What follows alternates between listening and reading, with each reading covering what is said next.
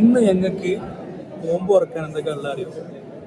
അഭിപ്രായമുണ്ട്, ഞാനുണ്ട്, പിന്നെ മുമ്പുള്ള കുറെ ആൾക്കാർ ഫൈവ് ഉണ്ട്, പിന്നെ പൈസ ഒക്കെ നടന്നു പോകുന്നുണ്ട്. അങ്ങനെയുള്ള കുറച്ച് ആണോ അങ്ങനെയുള്ള കുറച്ച് കാര്യങ്ങളൊക്കെ ഉണ്ട്. ഫുഡിന്റെ പറയുകയാണെങ്കിൽ ഇന്ന് വളരെ നല്ല ഇതായിരിക്കുമെന്ന് വിചാരിക്കുന്നു. അങ്ങനെ കാണല്ലോ, നമ്മളെ ഹോപ്പാണല്ലോ നമ്മളെ നിൽക്കുന്നത്. നേരത്തെ ഒരു സാധനം ഇട്ടില്ലല്ലോ, ഉച്ചക്കത്തെ ബിരിയാണിന്റെ കഥ. സവാദ് ഇവിടെ ഉണ്ട് കേട്ടോ. സവാദിന് ഭയങ്കര പൂതിയും ബിരിയാണി സ്മെല്ലടിച്ചിട്ട് നോമ്പ് കുറിച്ചാലോ നാളെ എന്തൊക്കെ പറഞ്ഞു നോമ്പ് കുറിപ്പിച്ചില്ല.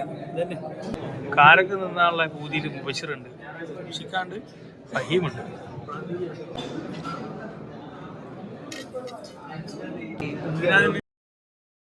അതിന് ബിസ്കരിച്ച് വന്നപ്പോഴാണ് മക്കളെ നമ്മളൊരു കാര്യം അറിയുന്നത്. ഇന്നലെ കേരള ബിരിയാണി ഞാൻ പോലും ഇന്നവലൊക്കെ മൊത്തം സന്തോഷം കണ്ടില്ല നിങ്ങള്. ഇവനാണ് നമ്മളെ താരം അൻഫാസ്. ഏത് നെല്ലിച്ചിരിക്കുന്നത്. അതിന്റെ തൊട്ടപ്പുറത്ത് തന്നെ നമ്മളെ ഉച്ചക്ക് നോമ്പ് കുറിക്കാൻ നോക്കിയ സബാദ് മട്ട അടിക്കുന്നുണ്ട്. നോമ്പ് കുറിക്കാതെ കൊണ്ട് നല്ല വിശപ്പാന്ന് തോന്നുന്നുണ്ടോ കേട്ടോ. ഞാളിങ്ങനെ കാത്തിക്ക എന്തായാലും ചെയ്യാ, നന്നായ മതി. കാത്തിരുന്ന് ഞാക്കും കിട്ടിയ മക്കളെ ബിരിയാണി. ഇജാസിന് കിട്ടി.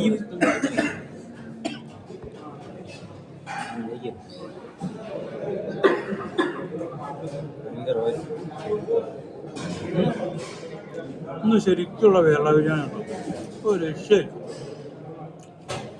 തിരിച്ച് റൂമിലൊക്കെ എത്തിക്കുന്നത്. അപ്പം റൂമിലൊക്കെ നല്ല ചൂട് തുടങ്ങിയിരിക്കുന്നു മക്കളെ. ഇന്നത്തേക്ക് ഇത്രയേ ഉള്ളൂ. Bye bye.